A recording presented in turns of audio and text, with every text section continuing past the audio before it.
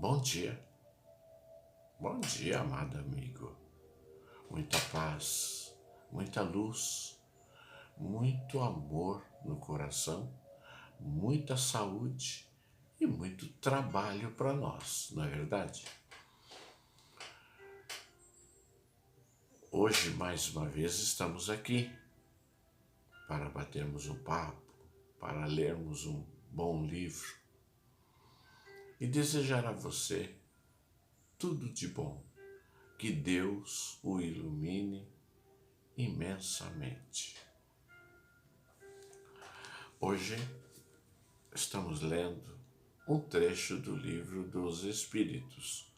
Como ele é um pouco longo, vamos ficar só nele, deixarmos André Luiz para amanhã, ok? Esse livro dos Espíritos é uma compilação de Allan Kardec.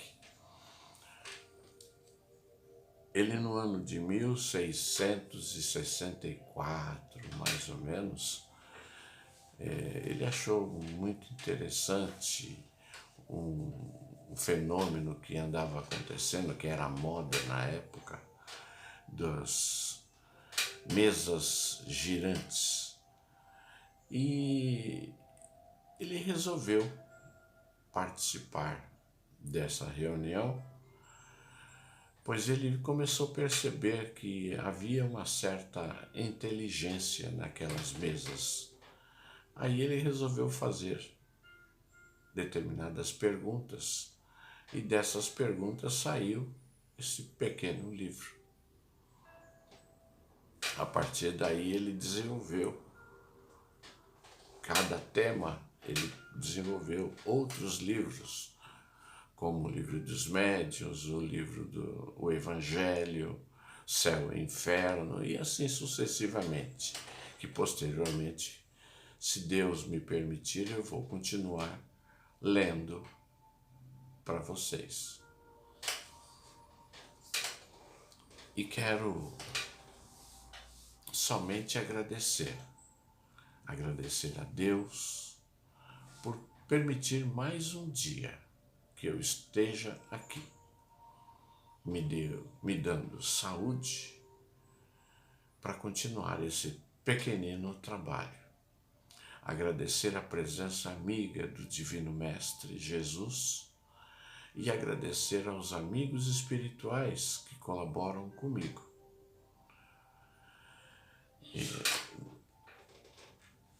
Me acompanhando no meu trabalho, acompanhando minhas visitas aos amigos e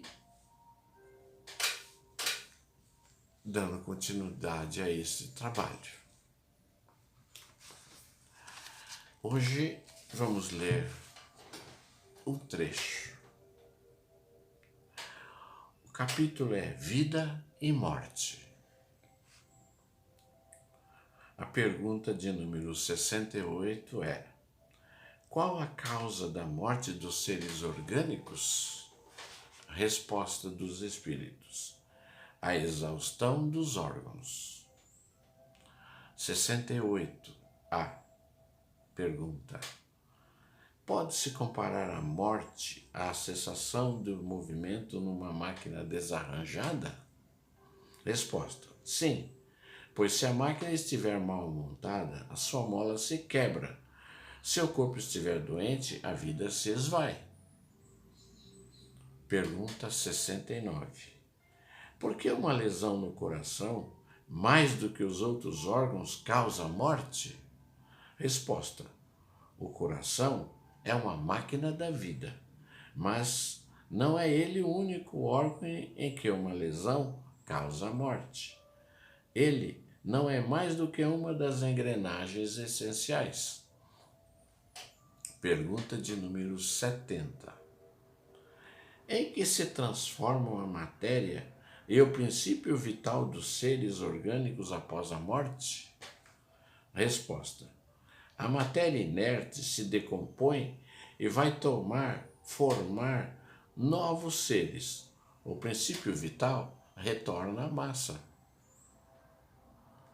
Após a morte do ser orgânico, os elementos que o formavam passam por novas combinações, constituindo novos seres que aurem da fonte universal o princípio da vida e da atividade, absorvendo e assimilando para novamente o devolverem a essa fonte, logo que deixarem de existir. Os órgãos estão, por assim dizer, impregnados de fluido vital. Esse fluido dá a todas as partes do organismo, uma atividade que lhe permite comunicarem-se entre si. No caso de certas lesões, e restabelecerem funções momentaneamente suspensas. Mas quando os elementos essenciais do funcionamento do órgão foram destruídos ou profundamente alterados, o fluido vital não pode transmitir-lhe o movimento da vida e o ser morre. Os órgãos reagem mais ou menos necessariamente uns sobre os outros. É da harmonia de seu conjunto que resulta essa reciprocidade de ação. Quando uma causa qualquer destrói essa harmonia, suas funções cessam, como o movimento de um mecanismo cujas engrenagens essenciais se desarranjaram, como um relógio gasto pelo uso ou desmontado por um acidente, que a força motriz não pode pôr em movimento. Temos uma imagem mais exata da vida e da morte num aparelho elétrico. Esse aparelho recebe a eletricidade e a conserva em estado potencial.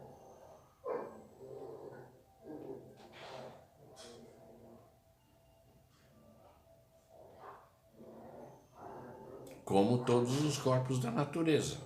Os fenômenos elétricos, porém, não se manifestam enquanto o fluido não for posto em movimento, por uma causa especial, e só então se poderá dizer que o aparelho está ativo.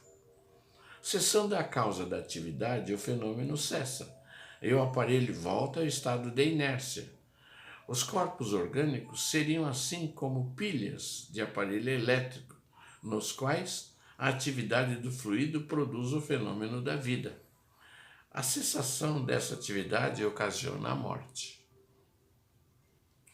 A quantidade de fluido vital não é a mesma em todos os seres orgânicos. Varia segundo as espécies e não é constante no mesmo indivíduo, nem nos vários indivíduos de uma mesma espécie. Há os que estão, por assim dizer, saturados do fluido vital, enquanto outros o possuem apenas em quantidade suficiente. E é por isso que uns são mais ativos, mais enérgicos e, de certa maneira, de vida superabundante. A quantidade de fluido vital se esgota, pode tornar-se incapaz de entreter a vida, se não for renovada por absorção e assimilação de substância que o contém. O fluido vital se transmite de um indivíduo a outro.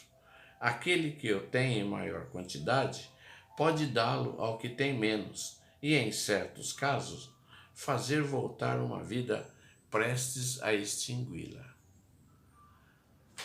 Allan Kardec. A próxima questão será inteligência e instinto. Essa vamos deixar para amanhã.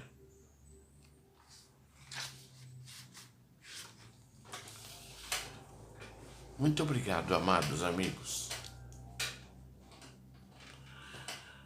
Muito obrigado pela paciência.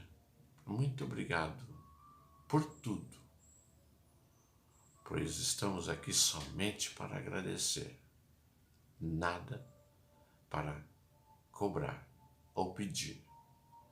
Agradeço os seus comentários anteriores, agradeço a visualização de todos e muita paz. Fiquem com Deus. Aceite sempre a companhia do Pai Criador. A sua saúde, meu amado amigo.